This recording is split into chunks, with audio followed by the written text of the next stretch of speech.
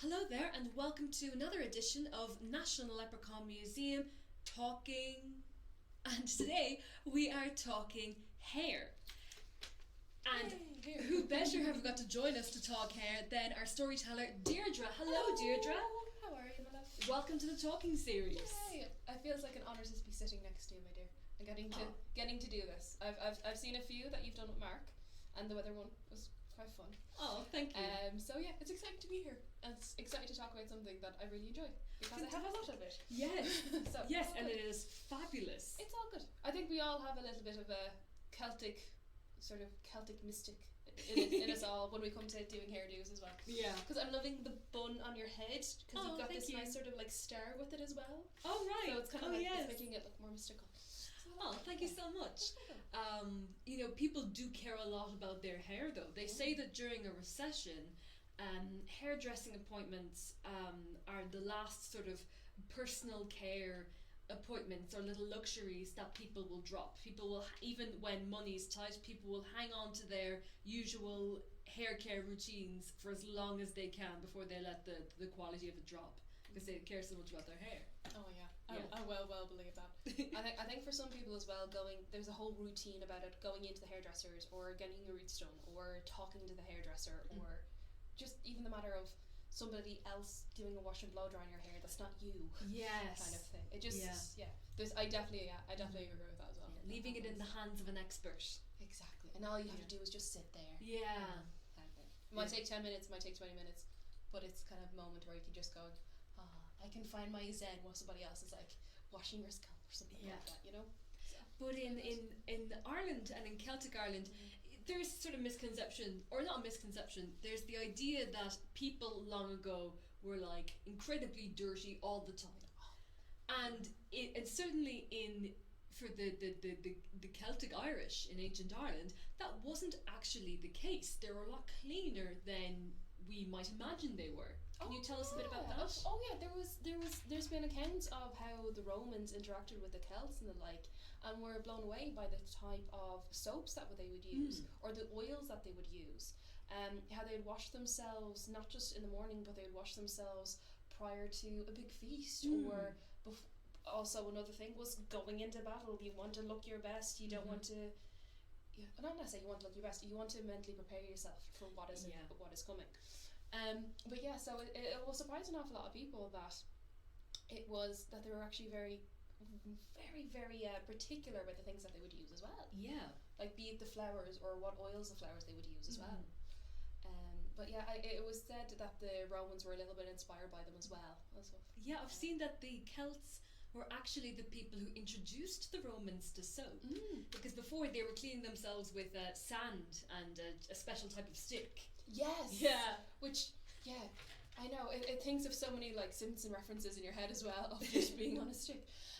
But yeah, I'm just thankful that the Celts and mainly the Irish as well found the easier way of doing things and the less torturous ways of doing things when it comes to like washing oneself. So that was nice.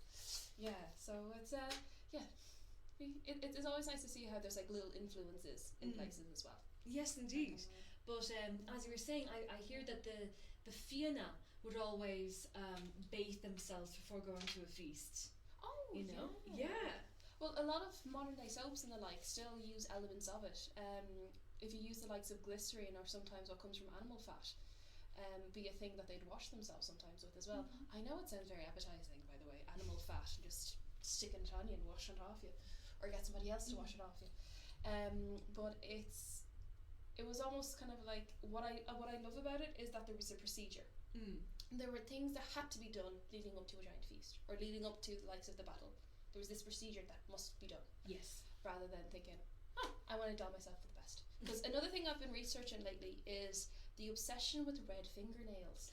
Yes. This is, I might be diving too much off course. No. But was red fingernails. It's mentioned in our epic on Thimble Cooley, Quigga I should say. And it is also mentioned in Deirdre of the Sorrows, where there was the rounded red nails were almost seen as this sort of higher system thing of the different social classes you would get.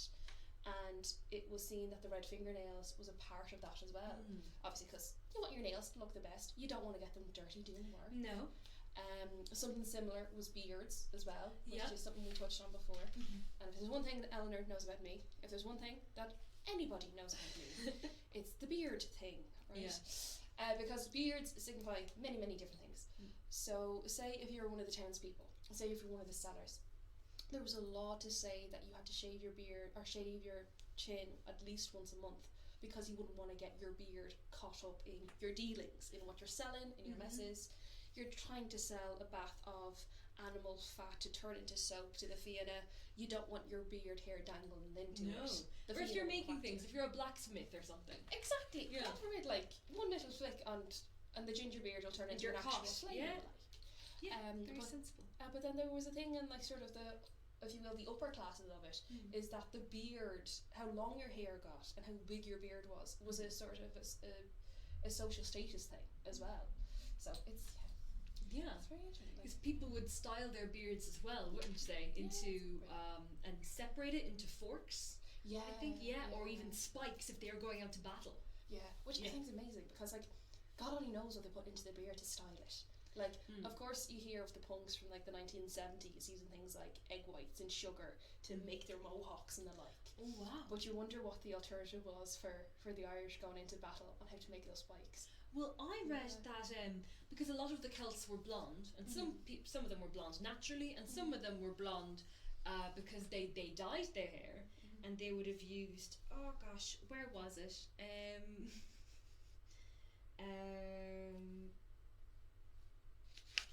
This is, I definitely it's because I didn't use pen, and that's why I can't read my writing. Chalk or lime water to dye their hair blonde. Or their beards blonde, but then that would also change the texture of their hair as well, and of their beards, which actually kind of made it easier to sort of mold and style as well. Maybe you didn't need hairspray then.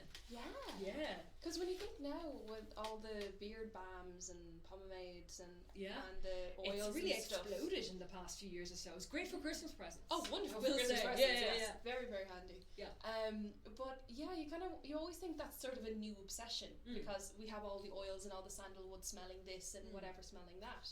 But it's nice to know that it was something that the Irish had, because you go back to the looks of Gimli and Tolkien's Hobbit, and you see or the Vikings as well, which of course, us being Dublin, us being Ireland, Vikings are gonna appear. Yeah. But the styles that really sort of were influenced over each other as well. Apparently the Anglo-Normans thought the Celtic way of leaving their hair long and flowing was really barbaric, which here means just a different way of doing their hair. Couldn't handle it. Oh no, they didn't have the right hairdressers. Yeah, but I mean, but kings and chiefs apparently did have hairdressers and barbers. Like, this was an actual professional full-time job taking care of hair. Oh gosh, even in those days. You know, there were, razors and combs have been found, and comb purses for the ladies. But one of our most famous stories is about a barber and a king. Yeah. Yes. King Laura Longshock. Yes. The king with the horse's ears. It's a beautiful story to tell kids, and there's many parents, many kids and families that come into us in the museum, and lots of people who heard variations of it. But I'll give you a very, very, very quick breakdown of the story. Please do. Laura Longshock, who is the king with a secret. He's got horse's ears, or some cases say donkey ears, but he has to cut his hair in a certain way, or have his hair cut in a certain way, to hide the secret from others. Because to be a king in Ireland at the time, you had to be absolutely perfect. You couldn't have any things wrong with you. You couldn't have any scars on show. You couldn't have any sort of physical imperfections. That's the way to put it. Yeah, physical imperfections. And at this time, he was kind of going through, let's say, hairdressers and barbers and stylists a bit quicker than others would, because he liked to get his hair trimmed regularly to hide the secret of his ears. But it was seen as a death wish, because whoever became the person who would cut King Lair Longshock's hair would be gone and dead. Yeah, to keep the secret. Of course, he wouldn't want it to be bled out. No. It's a sanity. And a mother of a young boy in the town was terrified that Lara Longshock would pick her son to be the hairdresser.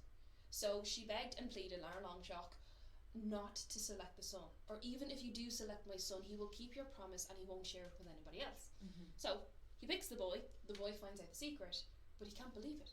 He knows he has to keep the secret for good. He is terrified, what's going to happen? Will he accidentally spill it out in front of friends, like they did in Curse of Macha, where the secret just came out? Yeah. But when it took place, the only place he decided he could let go of the secret was in the forest, because it was building and building and building up in him that he just whispered it into the branches of a tree, which ended up being a willow tree. And willows always keep secrets. It reminds me of the scene out of Pocahontas when they go to the mother who's the willow tree. It always reminds me of that bit. But so what later comes out is that the boy keeps a secret. He keeps his life. The king's secret is unfortunately told though, because that willow tree he spoke the secret into, or he told the secret to, was chopped down and turned into a harp. And whenever a musician would play that harp, it wouldn't just play music, it would start to sing "The King with the Donkey's Ears. Lara Longshock has animal's ears and not human own," meaning everyone got to hear his secret. And of course after that he thankfully embraced himself, and he embraced all the ways he was, and he cut his hair shorter and he showed off the ears. But it's a very cute kid story, but it also tells you it's okay to have a bad haircut once in a while as well. You know, it's okay to be different. Exactly. You know, everybody goes through the first day at school and not having a great haircut as well. Yeah. Like I think everybody has gone through the phase of getting the bowl haircut as well. I think everyone's gone through that phase. But it's a really, really cute story. And I remember there was another story about Lara Longshock that you used to tell it yourself as well. Oh yes, how he became a king. Yes. That was such a good story as well. But was there any other traditions or stories that you found that involved a kind of like a haircut or the hairstyling in different ways? Well, there was the Fenian had a lot of very, very difficult tests when they were looking for new members. If they wanted new people to join the Fenian, they had to complete all these tasks, and one of them was that the candidate would have to run through the woods with the whole Fenian chasing after them, and couldn't let the branches and the thicket loosen their braids. Of course. Yeah. Because it seems that the power of the braid or the plait in the hair. There were so many different designs as well, wasn't there? There were different Celtic knots, and I think in one book, which I've seen recreated, I think it might have even been the Tawn, they talked of a lady who had 3 plaits around her head and one hanging down. Oh wow. Yeah. So hair braiding and hair plaiting was really, really important. Yeah. It seems like it was such a craft for the society as well. To see how intricate you could do those plaits in the life as well. Yeah. But actually, one thing I was going to mention to you as well was that up in County Down, where they found some of the bog bodies, there was that plait, and it was like 16 inches long. Yes. Now, I couldn't really make out clear if this was a piece of the bog body's own hair, or if this was something given as offering to those who were...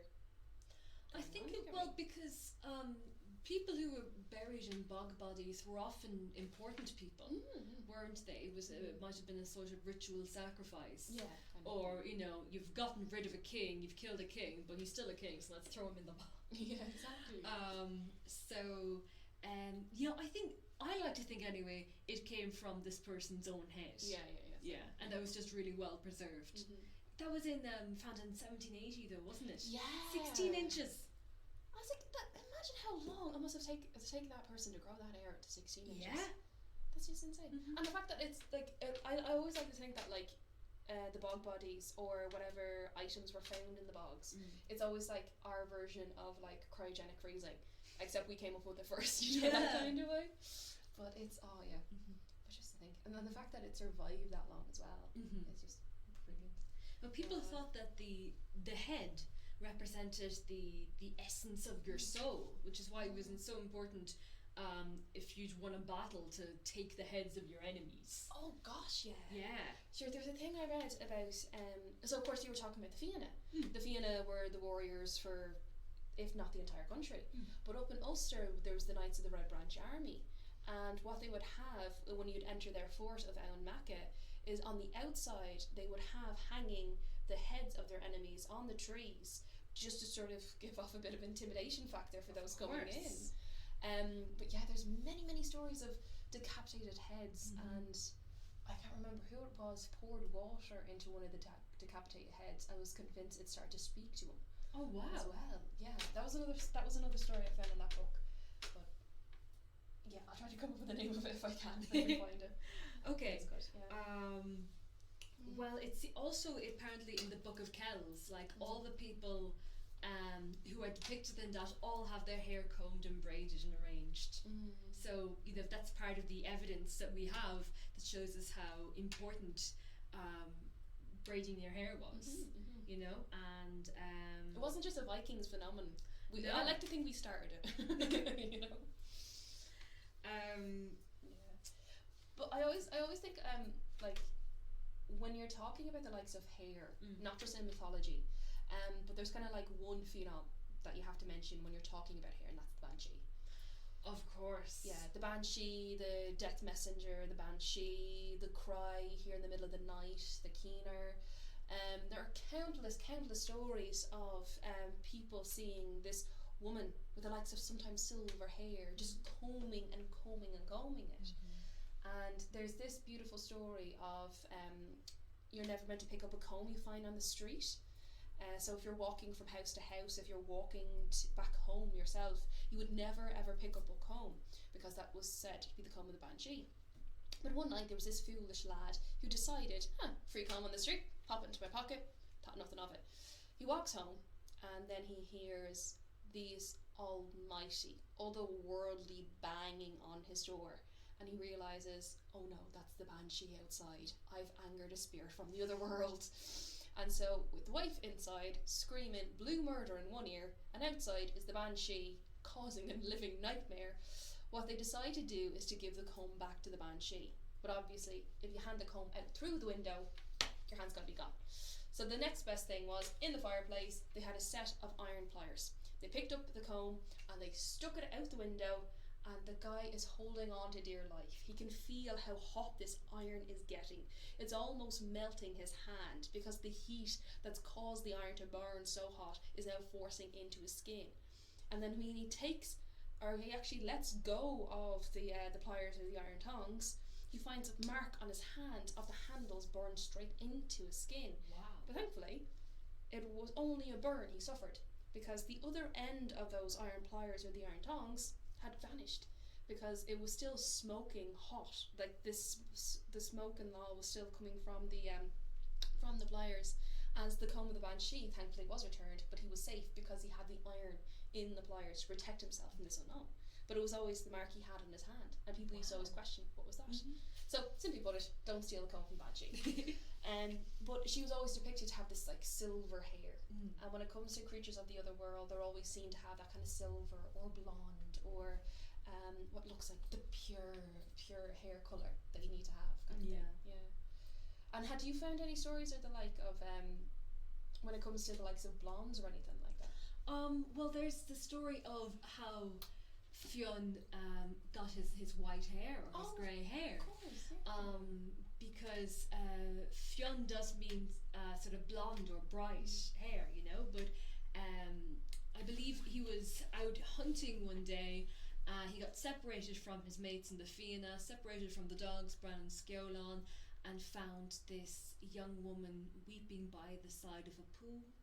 And I know. And he asks her what's the matter, of course, and she says, oh, my ring, this ring which is really precious to me, has dropped in the bottom of the pool and I can't find it.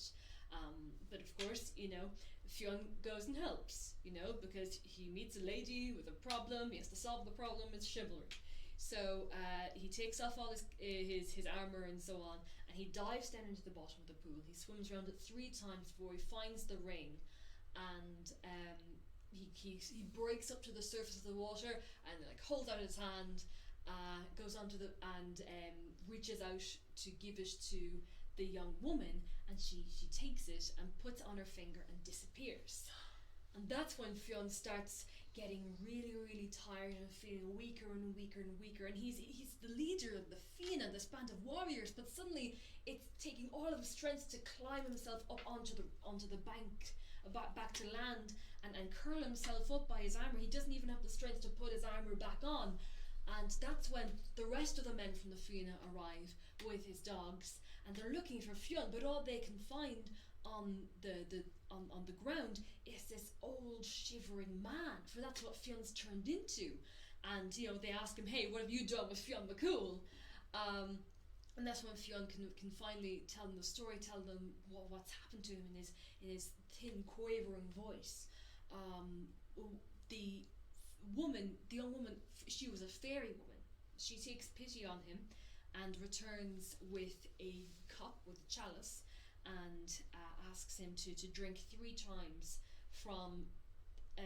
drink 3 cupfuls, I should say, from that pool of water, from the chalice, and Fionn will be restored to his former younger self.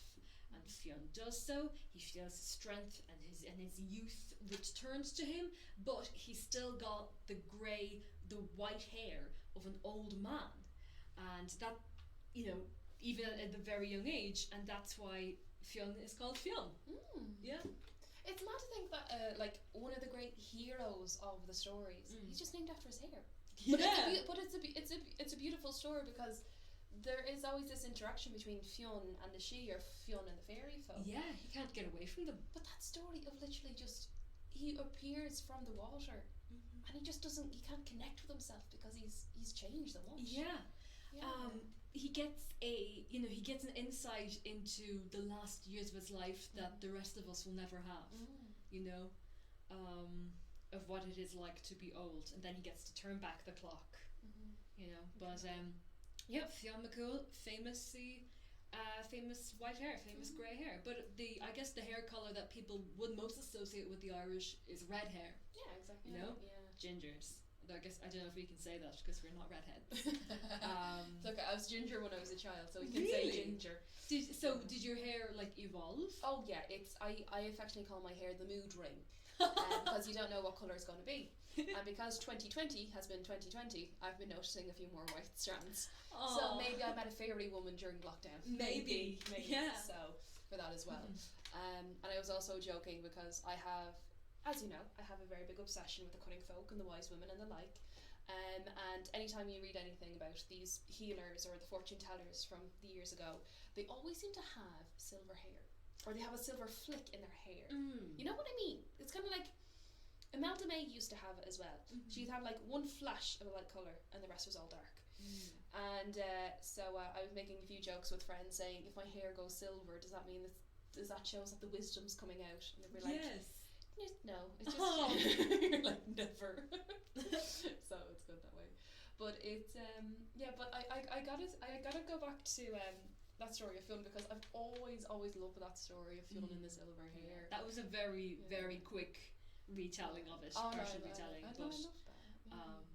Because it's because of course you think of, many people have put people into stereotypes, and they don't think that they're the big leader is either going to be named after hair, or they just possibly could assume that everyone in Ireland's ginger.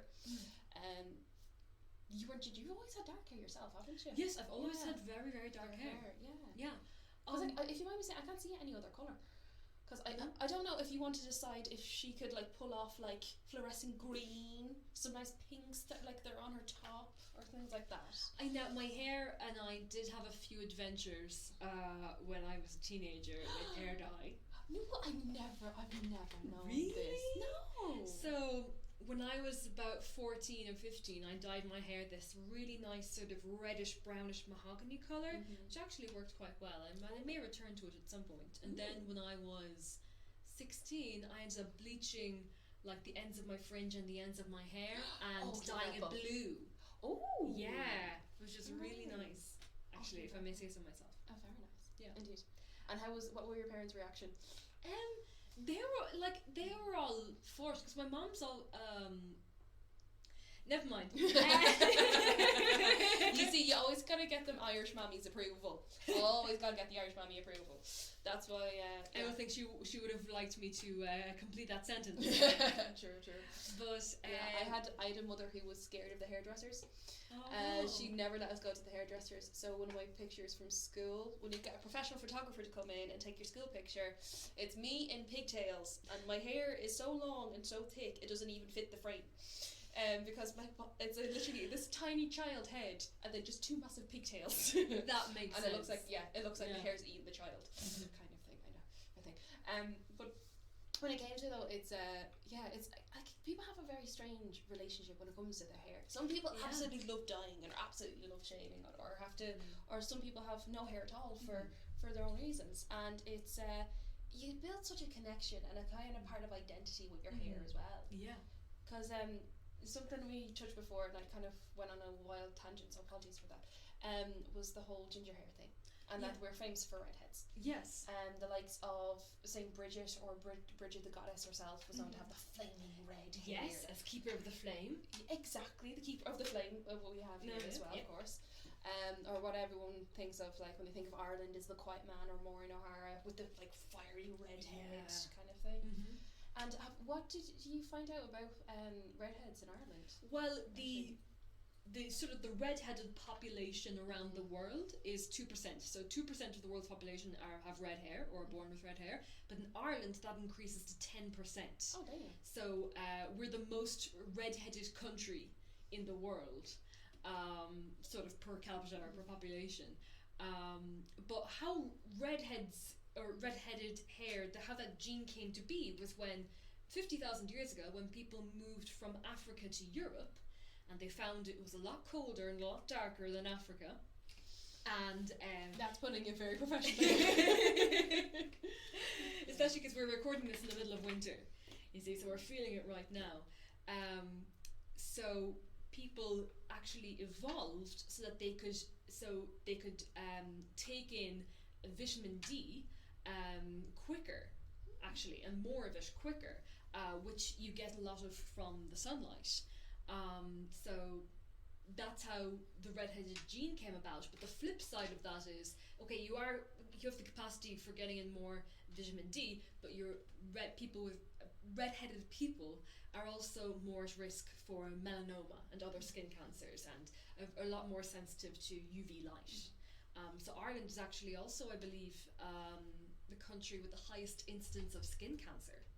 Yeah, and then maybe just because we think, also I'd say a lot of that is because we think, oh sure, it's cloudy and raining all the time, we don't need sunscreen, but we do need it.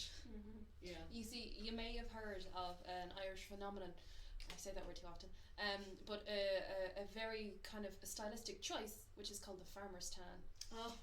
Where they think, the sun's out in the sky for like 20 minutes, let's just take off our shirt, have a vest, have shorts. It might be raining in 20 minutes, but the sun's still out. We're still going to wear our summer best. And then after a while, you start to realise that for the rest of the year, they've been wearing sleeves up to here. So from about here down, ends up becoming absolutely burnt, and from here up, they're pasty as anything, as if the sun has never seen them before in their lives. But it's not just farmers. If there's a hot sunny day in Dublin, like half the men will just take their tops off and walk around the streets topless. Oh, it's ridiculous. Like they turn their t-shirt that they're wearing into some sort of bandana thing, and then they're walking around as if they're like Arnie, when most Dublin people aren't. You know, and no shame on that at all either. But I'll say that again. It's kind of like people do walk around the streets of Dublin, and when they use their t-shirt as a bandana thing, and it's just some costume. It's just some outfit turning around. It's just something else. But no, I will believe that it's because the pasture skin as well. It just shows up even more. Yeah. It's just not fun. Yeah. But can you think of any other sort of like well-known redheads, or wasn't there something about it being bad luck or something if you saw a redhead? Yes, if you saw a redheaded woman at the start of your journey, there would be bad luck. Yeah. And there's other sort of redheads do seem to be associated with bad luck quite a bit, and I'm not really sure why that is. I think probably because they were sort of rare or rarer, that and also people with redheads, they used to be an association of the color of their hair would match their temperament, so they might be more prone to anger or passion, when that really might be the case sometimes, but the color of your hair doesn't, foretell what sort of personality you're gonna have. Exactly. Blondes don't always have more fun. Exactly. I mean, but yeah, that's sort of a strange one. Yeah, that's very strange. I remember hearing before something about if there was ever a red-headed boy on a fishing boat. I can't remember if that meant to bring good luck or bad luck. But as you know, there was a tradition of if there was a woman on the boat, that would mean bad luck. Yes. But I remember there's a storyteller here who told me before, but if she was naked on the boat, then it wasn't bad luck. Oh, okay, all right. Yeah. Is that why? Is that the reason for the different mastheads or the figureheads on the ship? Maybe. Yeah. Or why most boats are named after female names as well. Yeah. Possibly. But it'd be something else What's your relationship with your hair like, Deirdre? Sometimes I call it cousin it. Sometimes I call it? it Oh, for I can do a very convincing cousin it. So if you need a last minute Halloween costume, best one to go for. But yeah, I've always been that kind of I've always had a really strong connection with my hair. Kind of thing. I've always had it as a messy mane, as I call it. My sister, there's a picture of her. She's gonna kill me for saying this. There's a picture of her when she had her ginger to fairish hair, and she's this wild smile, and she has nothing but frizz. And I'm talking frizz everywhere, and she looks like an absolute lion in the picture. The way she's smiling with the gaps in her teeth, and the way she has her hands, and the way she has her hair, it just looks like a lion's about to attack, but you actually know it's just a 6-year-old girl. But you can tell there's a lion in her for that. But yeah, I've actually also had a hairdresser tell me I had enough hair for 4 people. Wow. So I mean, I believe it. yeah, so if you need some extra hair, I can grow some in the back for Oh, you and very offer to you as well. But yeah, I've never really had any sort of dying stories like yourself with the blue, which is making me think of, well, I wonder what teenage Eleanor was like with the blue fringe and the blue tips. No, nice. bad hair days, bad haircuts. Yeah, that kind of way. I had when I was a teenager. Somehow I think my mum decided. My mum, got upset at me one evening. She said it was time to cut my fringe because it was too long. So I went into the bathroom with the scissors, and I'd never done this before. I'd never had any inclination to cut my own hair, except Mammy said so. But I don't think she really meant it like that. So I cut it like this much. Oh, right. Okay. And I was like, that's uneven, but it's shorter. I'll just straighten it up a bit. Oh no. Okay. And I misjudged it, and I ended up cutting like a bald patch here. Oh no. Yeah, just like long, short. Oh no. Yeah. Oh, no. And my mother screamed when she saw me. And next day at school was the school trip to Dublin. No. And I had to wear a bandana like around my head until I got sick of it on the bus ride home, and was like, hey girls, funny story, guess what I did with my hair last night? Huh? Isn't this hilarious? And like, they couldn't say a word to me. No. Yeah. No. Yeah. Oh, Eleanor. Never listen to teenage girls, but holy moly. Never cut my own hair since, don't want to. Oh gosh. That was... oh my gosh. Yeah. Like just a... Oh my gosh. Oh my gosh. That is insane. And if you want me to ask, how long did it take for it to grow back, or... Oh god, it took a couple of weeks, I think. Oh, because I don't know, I don't know how then I styled it. Yeah. But yeah, that was a funny one. Yeah. But I like my hair. I mean, I love your hair. Oh, your hair is gorgeous. Isn't that best? No, but I always loved your hair because you always either have it in like sort of a long bob kind of shape, maybe a bit longer than like, but you always take good care of it. I try. And it always seems to look really, really healthy. Well, hair is a really good indicator of how healthy or unhealthy you are. You know, it does reflect it. I'm not exactly sure how. I mean, when our neighbour at home is a hairdresser, and she always comes to our kitchen and does all the hair in my family, like one after the other in the kitchen chair. And I remember after I started college, her just looking down at me and saying, "You need more protein, Eleanor. You need to eat more meat."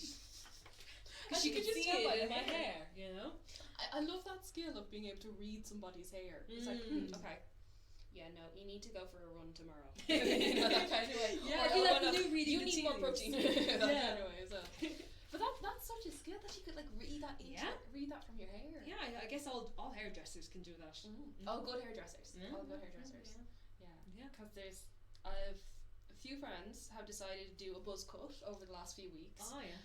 And I really do feel for them, because I imagine the amount of home haircuts or self haircuts, whatever you want to call them.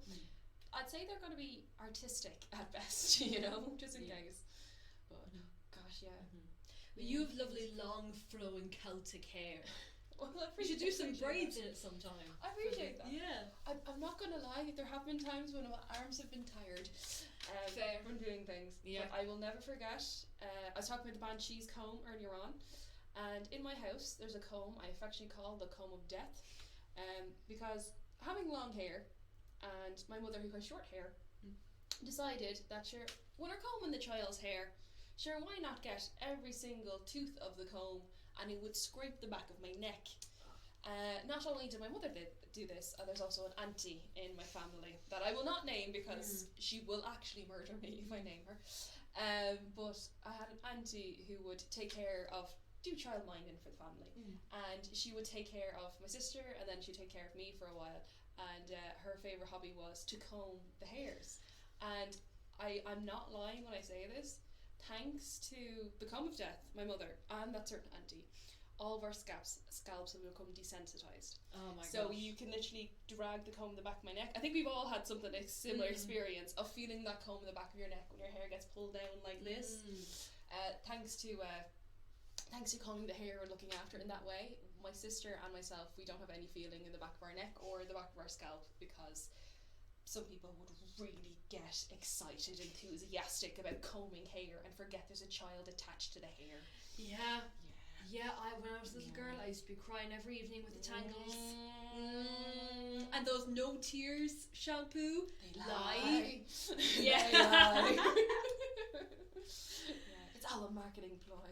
They make you suffer even more. But then I think I heard like a couple of months ago that what we thought was no tears, because it would be, those words would be in a little shape of a tear, like a teardrop, because you're meant to not to, because it was meant to prevent you crying.